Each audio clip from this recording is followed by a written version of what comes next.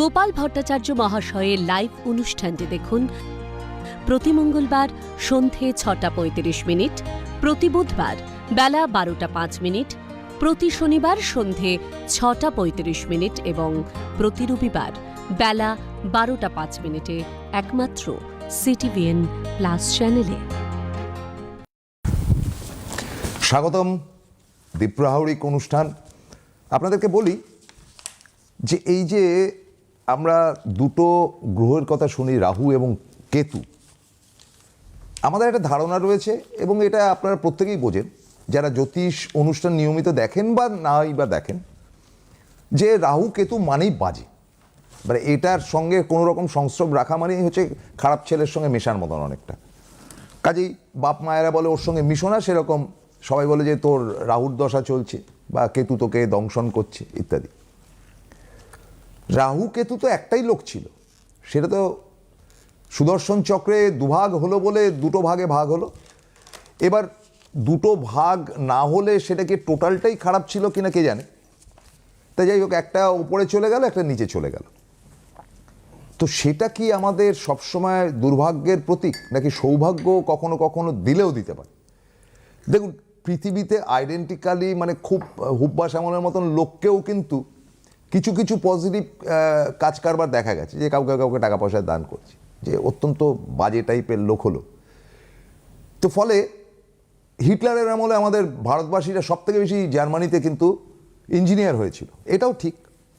তো সবসময় জানতে হবে যে একটা অন্ধকারের পাশেই কিন্তু আলোটা থাকে। তাহলে কি সৌভাগ্য কখনো হতে পারে? এর উত্তরটা খুব কঠিন, কিন্তু যার কাছে সহজলভ্য তিনি আমাদের প্রিয় গোপাল ভট্টাচার্য। অ্যাকচুয়ালি আমাদের ভারতীয় আধ্যাত্মবাদী বলুন বা ভারতীয় জ্যোতিষ বলুন, অনেক কিছু ঘটনাকেই গল্পের আকারে বলা হয়েছে, কিন্তু তার পেছনে কিছু না কিছু বিজ্ঞানসম্মত ব্যাখ্যা রয়ে গেছে। হ্যাঁ, দেখুন, আজ থেকে 6500 বছর আগে যখন ঋগ্বেদের চর্চা হয়েছিল, তখনকার দিনে তো দূরবীন বা কোনো গাণিতিক যন্ত্র এসব ছিল না। আমাদের যে মনি ঋষিরা ছিলেন, তারা খালি চোখে বিভিন্ন রকম গণনা করে তারা লিখছেন। সেই সময় 6500 বছর আগে যে ঋগ্বেদের যুগ, বালগঙ্গাধর তিলকের the architect home in the ভেদাসেই লেখা আছে যে দ্বাদশ প্রধয়স চক্রমেকম ত্রিণীনভ্যানি, একটা চক্র আছে আকাশের গায়ে, যেটা দ্বাদশ ভাগে বিভক্ত। দ্বাদশ চক্রমেকম ত্রিণীনভ্যানি, তার 3টে নাভি। তো এই যে রাশি তিনটে না, মেষ থেকে কর্কট একটা পার্ট, সিংহ থেকে বৃশ্চিক একটা পার্ট, ধনু থেকে মীন একটা পার্ট, চারটে রাশিতে দ্বাদশ প্রদশ চক্র। এটা আপনি খুব মানেন, আমি দেখেছি। ত্রিণীনভ্যানি কৌতচ্চিকেত তস্মিনত শাকং ত্রিশতা না সংকবা। ত্রিশতা মানে 300, সংকব মানে 60, 360 ভাগ, মানে পুরো বৃত্তটা। অর্পিতা ষষ্ঠী ন চলাস। এবং এইটা, এই রাশিচক্রটা হচ্ছে স্থির। তো এইটা এখন সাধারণ মানুষ, এই যে আপনি যে গল্পটা বললেন যে রাহু মানে একটা তো দৈত্য ছিল, যার সুদর্শন চক্র দিয়ে ভগবান বিষ্ণু তার মাথা ছেদ করে দিয়েছিল, যেহেতু অমৃত পান করছিল লুকিয়ে চুরিয়ে বসে। তার একটা পার্ট হয়ে গেল রাহু, একটা পার্ট হয়ে গেল কেতু, মানে মাথাটা হয়ে গেল রাহু আর দেহটা হয়ে গেল কেতু। অ্যাকচুয়ালি এটা গল্প, আসল সায়েন্সটা কোথায় লুকিয়ে আছে? অনেকেই বলেন এই যে জ্যোতিষীরা রাহু কেতুর গণনা করে, তো আকাশে অস্তিত্বই নেই, তাহলে এ তো কোনো গ্রহই নয়, তাহলে এটা ফেক। রাহু কেতুর যখন আকাশে অস্তিত্বই নেই, এটা প্রভাব মানুষের শরীরে ফেলবে কি করে, আমাদের ওপরে ফেলবে কি করে? এটা ফেক। এবং তারা জানে না যে জ্যোতিষশাস্ত্রের গণনাটা, এখন অনেকেই জ্যোতিষশাস্ত্রের সমালোচনা করে ঠিক কথা না জেনেই। ওই অল্পবিদ্যা ভয়ঙ্করী বলে না, অল্পবিদ্যা ভয়ঙ্করী, মানে অল্পবিদ্যা জানেন তো সবসময় ভয়ঙ্করী হয়। যে কোনো সাবজেক্টের সমালোচনা করতে গেলে সেই সাবজেক্টটাকে আপনাকে পড়তে হবে। আমি যদি ফিলোসফি নিয়ে কখনো সমালোচনা করি, আমাকে তো সেই ফিলোসফিটা জানতে হবে পুরোপুরি। আমি একটা দুটো বই পড়ে আমি ভাবলাম আমি বিদ্বান হয়ে গেছি, আমি হয়ে গেছি, তা সেটা তো হবে না। তারা বলে যে রাহু কেতুর তো কোনো গ্রহই নয়, কোনো অস্তিত্বই নেই, তাহলে এই দুটোকে গ্রহ কেন জ্যোতিষীরা বলে? আর এদেরই বা প্রভাব মানুষের কিভাবে বিস্তার হয়? এরা ভুলে যায় যে জ্যোতিষশাস্ত্র হচ্ছে স্ট্যাটিস্টিক্যাল সায়েন্স। এই জ্যোতিষশাস্ত্র একদিনে তৈরি হয়নি। নীল নদের দুকুল ছাপিয়ে বন্যা হতো মিশরে, প্রত্যেক বছরের লক্ষ লক্ষ কোটি কোটি মানুষ মারা যেত, তারা দেখলো যে বছরের যে সময় লুব্ধক নক্ষত্র আকাশে ওঠে, পূর্ব দিগন্তে উদিত হয়, সেই সময় এই বন্যাটা উপস্থিত হয়। এই তারাটা থেকে তারা শিখলো যে তাহলে বন্যার সময়কালটা কখন, সেই সময় আমরা অ্যালার্ট হব, সেই জায়গা থেকে সরে যাব। তো এই যে মানুষের যে যে জ্যোতিষ সম্পর্কে ধারণা বা গণনা, এগুলো তারাগুলো দেখে দেখে, তার মানে সেটা আলটিমেটলি যেটা দুর্ভাগ্যের ব্যাপার ছিল সেটা সৌভাগ্য হয়ে গেল। হ্যাঁ, ওই যে যেই সময় লুব্ধক তারা পূর্ব আকাশে উদিত হতো মিশরে, সেই সময় তারা অ্যালার্ট হয়ে যেত যে এই সময় এবার বন্যা আসছে, তারা সরে যেত, ক্ষয়ক্ষতি অনেক কম হতো। তো এইটা জ্যোতিষের এইটাই হচ্ছে মেন ব্যাপার, যে গ্রহ আপনার যে জন্মেছেন যে সময়ে, আপনার যে গ্রহ, আপনার যে নক্ষত্র, আপনার জীবনে কোন জায়গাটায় দুর্বিপাক দিতে পারে।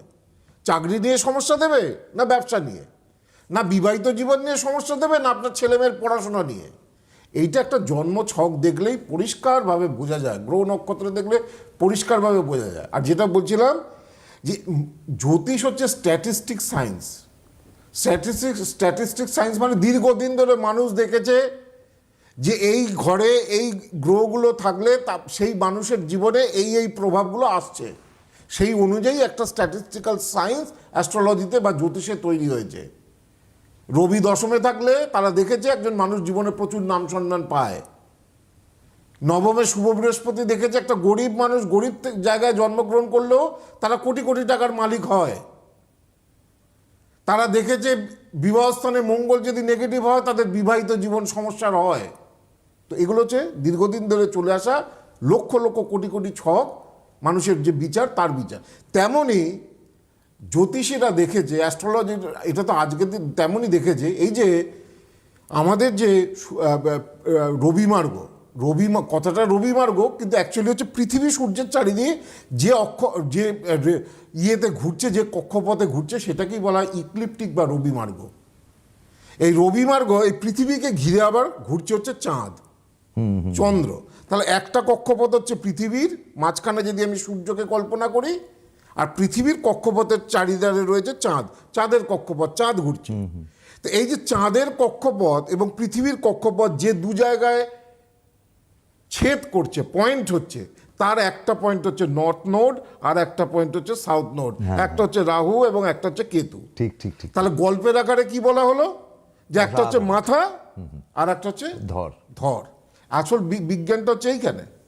এবার দেখলো যে এই নোটসগুলো কিভাবে মানুষের জীবনে প্রভাব বিস্তার করছে, যে রাহু দারুণ বলছেন, কিভাবে মানুষের জীবনে এরা দেখলো যে এই নোটস দুটোর কি কোনো প্রাধান্যতা আছে। দেখছে হ্যাঁ, এই নোটসগুলো যখন যে মেষ রাশির ঘরে বসে থাকে তখন প্রাকৃতিক বিপর্যয় খুব, এই রাহু যখন মেষ রাশির ঘরে ট্রানজিটে বসে থাকে প্রাকৃতিক বিপর্যয় খুব বেশি হয়। রাহু যখন বৃশ্চিক রাশির ঘরে বসে থাকে দেখা যাচ্ছে যুদ্ধ, হানাহানি এগুলো অনেক বেড়ে যায়। তো এই নোটসগুলোকে নিয়ে চর্চা করতে করতে মানুষ দেখলো, অ্যাস্ট্রোলজাররা দেখলো যে না, রাহু কেতু হয়তো কোনো তাদের এক্সিস্টেন্স বডি নেই, কিন্তু এই নোটস দুটোর ভাইটালিটি মানুষের জীবনে আছে। একদমই কারেক্ট। তো সুতরাং কেউ যদি বলে রাহু কেতু তো গ্রহ নয়, তাহলে কিভাবে জ্যোতিষের এরা বিচার করে, এরা মানুষের ওপর প্রভাব বিস্তার করে। যে বললাম অল্প বিদ্যা ভয়ঙ্করী, দুটো চারটে বই জেনে জ্যোতিষ পড়তে হয়। দেখুন 18টা পুরাণ রয়েছে, মহাপুরাণ, তা আরও 18টা রয়েছে উপপুরাণ, 64টা তন্ত্রের বই রয়েছে, আর তার সঙ্গে অ্যাস্ট্রোলজির বই। এই টোটাল কণ্ঠস্থ করলে তবেই কিন্তু একজন ভালো জ্যোতিষী হওয়া যায়, তখনই কিন্তু এই ব্যাখ্যাগুলো উঠে আসে।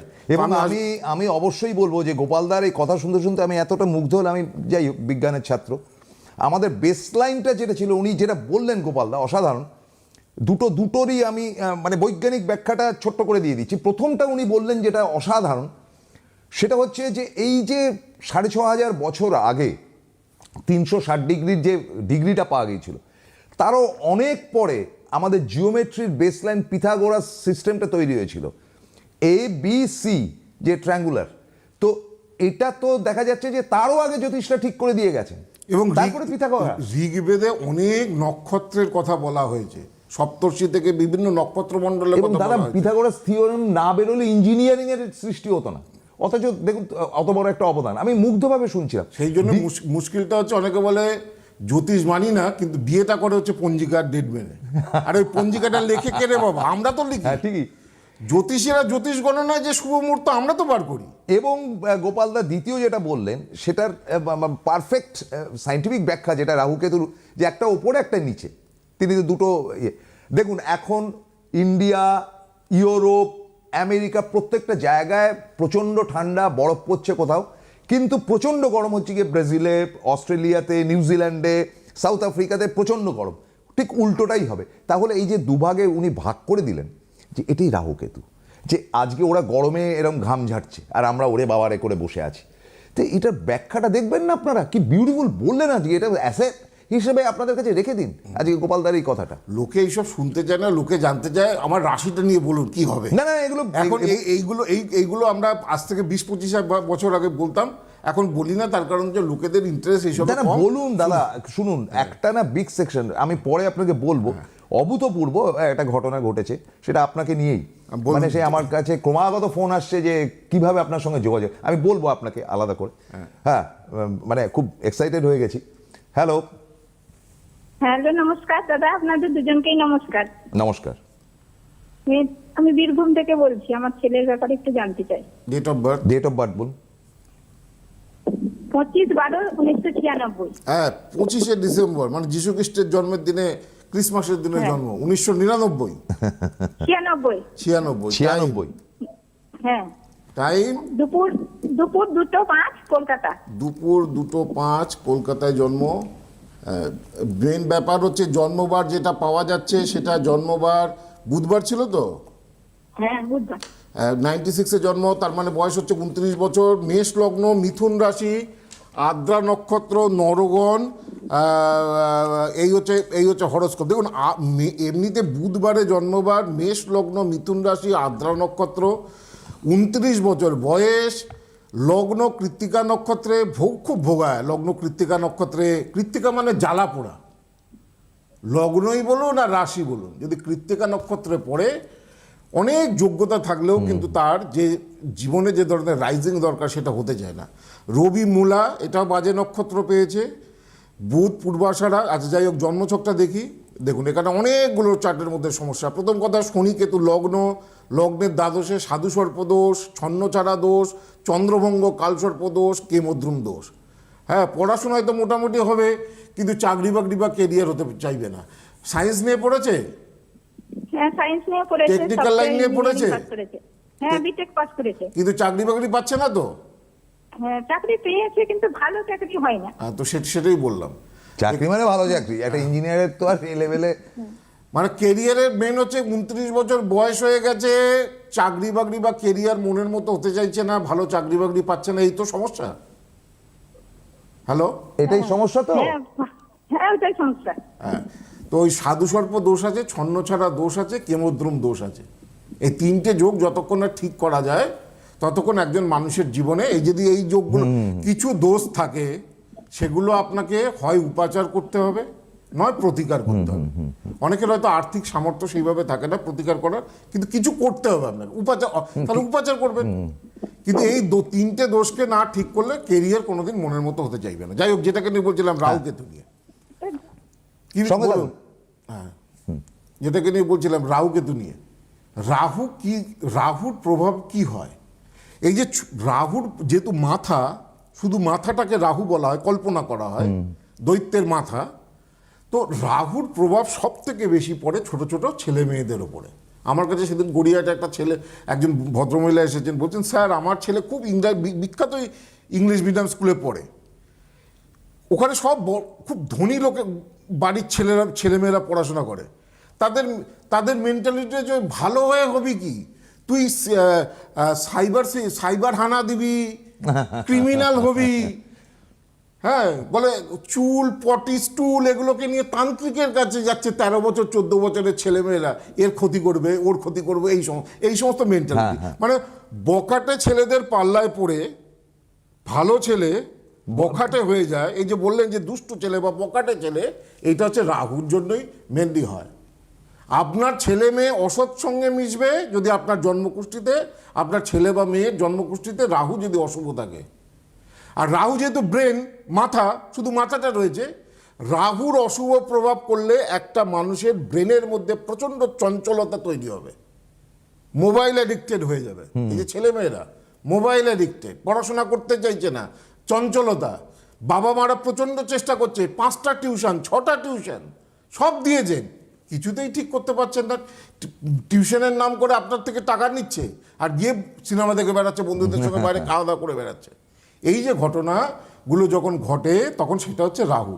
যে সমস্ত ছোট ছোট বাচ্চারা পড়াশোনা করতে চাই না, পড়াশোনার জায়গায় চঞ্চলতা, সেটা এক এবং একমাত্র যে গ্রহটার অশুভত্বের কারণে হয় সেই গ্রহটা হচ্ছে রাহু। একদমই।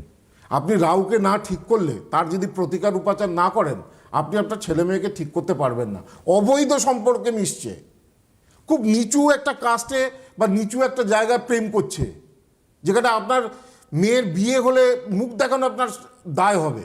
কোন গ্রহটা দেয়, কোন গ্রহটা করায়? এই ধরনের খুব সুন্দরী শিক্ষিত মেয়ে, হ্যাঁ, বাবার কোটি কোটি টাকার মালিক, সে বাবার সুন্দরী শিক্ষিতা মেয়ে বিয়ে করলো কাকে? তার বাড়িতে যে কুকুরের যে ট্রেনার তাকে। তা বুঝুন এই অবস্থা, ও 100 কোটি টাকার মালিক। তো এই যে ঘটনাগুলো যখন ঘটে তখন এই ঘটনাগুলো ঘটায় হচ্ছে নেগেটিভ রাহু। এছাড়া মনে করুন আপনি ব্যবসা করুন বা চাকরি করুন, আপনি ঋণের দ্বারে গলা পর্যন্ত জড়িয়ে আছেন, রাহু এমন একটা গ্রহ, যে গ্রহটা আপনার যদি খারাপ চলে না, আপনাকে টাকা পয়সা সুস্থিতি থাকতে দেবে না। আপনি 5 টাকা আয় করবেন তো আপনাকে 50 টাকা ব্যয় করিয়ে ছাড়বে। একটা সাধারণ মাইনের চাকরি করে এসে বলছে, স্যার আমার 50 লাখ টাকা দেনা হয়ে গেছে। 50 লাখ টাকা দেনা? বলছে হ্যাঁ স্যার, আমাকে এখন মরবো না বাঁচবো না সুইসাইড করবো, আমি বুঝে পাচ্ছি না। কোন গ্রহ অশুভত্বের কারণে হয়? That is Rahu. আচ্ছা, এই ব্যাপারটা। এইভাবে। আর কেতুর কাজটা কি? রাহু যদি ভালো থাকে কি দেয়? হাই ইনকাম, প্রচুর ইনকাম, ফাটকা ইনকাম, চারিদিক থেকে টাকা আসবে যদি রাহুকে যদি আপনি ঠিক করেন। বৃহস্পতি তো মানুষকে একটা সুন্দর এবং সোবার লাইফ দেয়, ফিনান্সিয়াল স্ট্যাটাস দেয়, কিন্তু হাই ইনকাম, কোটি কোটি টাকার মালিক, রাহুর অনুকূলতা ছাড়া আসে না, পাওয়া যাবে না। বহু টাকার মালিক, বহু গাড়ি, বহু বাড়ি, বহু প্রপার্টি জীবনে প্রচুর করেছে, যে গ্রহটা করায় সে 1 নম্বর পথেই করুক আর বক্রি পথেই করুক। রাহুর ইনকাম বক্রি পথে হতে পারে, কিন্তু আপনি হয়তো অন্যের বক্রি পথে ইনকাম থেকে আপনি ঈর্ষান্বিত হতে পারেন যে এ তো 2 নম্বরই ভাবে টাকা করেছে, কিন্তু তার জন্মছকে রাহুটা ভালো ছিল, সে তাকে দিয়েছে। আপনার ছকে নেই, সেই জন্য আপনাকে দিচ্ছে না। আপনার যদি থাকতো আপনিও পেতেন। ঠিক। তো রাহু হচ্ছে যে যেন তেন উপায়ে হাই ইনকামের কারক গ্রহ। রাহুকে ভালো করলে, রাহুকে উপাচার করলে, রাহুর প্রতিকার করলে ইনকাম কয়েক গুণে বেড়ে যায়। রাহুর যদি উপাচার যদি করা হয়, আমি কি বলেছিলাম, মুসুর ডাল এবং স্টিলের কয়েন, ছোট্ট উপাচার যদি মাঝে মাঝে শনি মঙ্গলবার জলে দিতে পারেন, রাহুর খুব ভালো উপাচার হয়। আগেও বলেছিলাম, হ্যাঁ, মঙ্গলবার দিনকে রাহুর উপাচার করতে হয়। তো রাহুর উপাচার হচ্ছে মঙ্গলবার, যে কোনো সিংহবাহিনী দুর্গার যদি পুজো করা যায়, রাহুর খুব ভালো উপাচার হয়। তো যাই হোক, আর কেতু কি করে? দিনে দিনে ডাউন হচ্ছে। একটা সময় ভালো অবস্থা ছিল, দিনে দিনে ডাউন। কোন গ্রহের কারণে? কেতুর কারণে। পাড়া প্রতিবেশী আত্মীয় স্বজন সবাই আপনার শত্রু, কেউ আপনাকে দেখতে পারে না। পাড়া প্রতিবেশী আত্মীয় স্বজন মানে আপনি ভালো, আপনি কারোর ক্ষতি করেন না, কিন্তু সবাই আপনার শত্রু। ঘরে বাইরে চারিদিকে শত্রু, একদম দুর্গে পরিণত হয়েছে। যে গ্রহটার জন্য হয় সেই গ্রহটা হচ্ছে কেতু। আর এই রাহু কেতু যদি খারাপ থাকে না, আপনারা ঘুমের মধ্যে অনেক সাপের স্বপ্ন দেখবেন। যারা জানবেন ঘুমের মধ্যে দেখে যে সাপ এসে আপনাকে কামড়াতে আসছে, ভয়ানক ভয়ানক সাপের স্বপ্ন দেখেন, জানবেন আপনার জন্মকুষ্ঠিতে রাহু কেতু খারাপ রয়েছে। অগ্রে রাহু অথ কেতু মধ্যে সর্বগ্রহগতা যোগানাং কাল সর্পাহাং দৃপষষ্ঠ বিনাশিনম। রাহু এবং কেতুর একদিকে যদি সব গ্রহ থাকে, কালসর্পদোষ তৈরি করে। আর জন্মকুষ্ঠিতে কালসর্পদোষ থাকলে হয় সে জীবনে অনেক রাইজ করবে, আর না হলে সে জীবনে কিচ্ছু একদম ফেলে দেবে। কালসর্পদোষের মাঝামাঝি কোনো ঘটনা নেই। হয় এই যোগ থাকলে এক্সট্রিম সাকসেস দেবে কালসর্পদোষ, আর না হলে রাহু কেতু যদি বাজে কালসর্পদোষ থাকে, এক্সট্রিম ফেলিয়ার দেবে।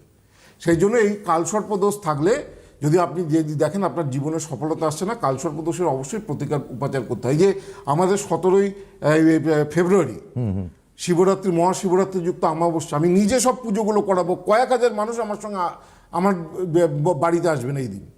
তো যারা এই 17ই ফেব্রুয়ারি মহাশিবরাত্রিতে পুজো দিতে চাইছেন, এসে তারা 9007935831 নাম লেখাবেন। আর যারা আসতে পারছেন না অনলাইনে দেবেন, আমরা ফর্দ পাঠিয়ে দেবো, ভোগের ব্যবস্থা সমস্ত কিছু থাকে।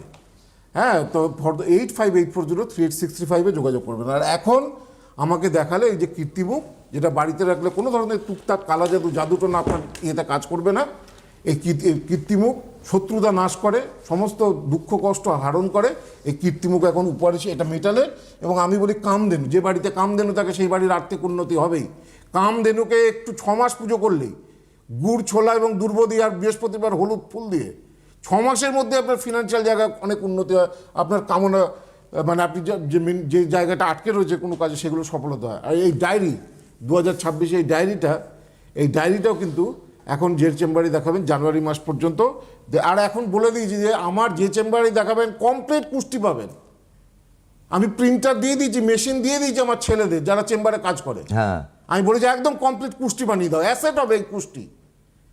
হ্যাঁ, বিভিন্ন অ্যাস্ট্রোলজারকে দেখাচ্ছেন, ছক তো কিছু পান না, ওই কোনো রকমের রবিচন্দ্র মঙ্গল বুধ করে ছেড়ে দেয়, তা নয়। আপনার কমপ্লিট কুষ্টি পাবেন উইথ জেনারেল প্রেডিকশন, যে চেম্বারে দেখাবেন এখন। আচ্ছা আমি একটু বলে দিই গোপালদা, সেটা হচ্ছে যে গোপালদাকে আপনারা পাচ্ছেন মালদাতে 19 তারিখ, শিলচরে 20 তারিখ, মেদিনীপুরে 17 তারিখ, কৃষ্ণনগরে 26 তারিখ এবং দুর্গাপুরে 28 তারিখ। এবং প্রতি সপ্তাহে তো তিনি গড়িয়াহাট এবং বারাসাতে যান। আর সামনে দুর্গাপুরেও চেম্বার আছে। দুর্গাপুরের চেম্বারটা ভেরি রিসেন্ট রয়েছে, 17 ফেব্রুয়ারির আগে। 9748749041। আসানসোল, পুরুলিয়া, বাঁকুড়া যারা দর্শক বন্ধুরা, অবশ্যই আপনারা দুর্গাপুর চেম্বারে মাস যোগাযোগ করবেন। দুর্গাপুর চেম্বারে এই সমস্ত মানে আসানসোল, দুর্গাপুর, পুরুলিয়া, বাঁকুড়া ক্লায়েন্টদেরকে অনেক ফ্যাসিলিটিস দেওয়া হয়। এবং আমি যেটা গোড়াপত্তনেই বললাম যে গোপালদা আজ যে বিবরণ দিল সেটা হচ্ছে one of the best and biggest বিবরণ অফ অ্যাস্ট্রোলজি। এটাকে অ্যাসেট হিসেবে আমাদের এই এপিসোডটাকে ধরে রাখা উচিত বলে আমি মনে করি ব্যক্তিগতভাবে। একদম বিজ্ঞান যেভাবে চলেছে, বিজ্ঞানের সঙ্গে বৈরিতা নেই জ্যোতিষের। যা যা উনি বললেন 6500 বছর আগের কথা, সেটাই কিন্তু অনেক বাদে পিথাগোরাস থিওরেম সৃষ্টি হচ্ছে, যার থেকে ইঞ্জিনিয়ারিং থেকে শুরু করে অঙ্কীয় শাস্ত্র। তিনি বললেন রাহু কেতুকে দুভাগে ভাগ করা, সেটা নিয়ে কিন্তু আজকে বিশ্বটা দুভাগে ভাগ হয়ে রয়েছে, যেখানে ঠান্ডা যেখানে গরম। আর দেখুন আমার Extraordinary। 34 বছরের জ্যোতিষ অভিজ্ঞতায় আমি তো কয়েক লক্ষ মানুষের চার্ট দেখি। হ্যাঁ, এখনো 20 দিন কলকাতায় বাইরে থাকি আমি, 5 দিন বা 6 দিন মাসে আমি বাড়ি থাকতে পারি কিনা সন্দেহ। আজ ব্যাঙ্গালোর, কাল শিলিগুড়ি, কাল শিলচর, কাল এখানে। এই লক্ষ লক্ষ ছক দেখার উপায় হচ্ছে পিন পয়েন্ট প্রেডিকশন। আমার যদি জন্ম তারিখ, জন্ম সময়, জন্মস্থান ঠিক থাকে, আমার প্রেডিকশন কোনোদিন বৃথা হবে না। আমি যে প্রফেশন বলে দেবো, যে এডুকেশন বলে দেবো, যে বিয়ের সময় বলে দেবো, সেটা কোনোদিন মিস হয় না, এটা আমার গ্যারেন্টি। একদম। ফলে আজকের মতো শেষ করতে হচ্ছে বুধবার এবং রবিবার 12টা দুপুরবেলা, এবং শনিবার মঙ্গলবার সন্ধ্যে 6:30টায় গোপালদাকে নিয়ে আপনাদের সামনে উপস্থিত হব। গোপালদা আছেন, তাই তো আমরা আছি। শেষ করছি, নমস্কার।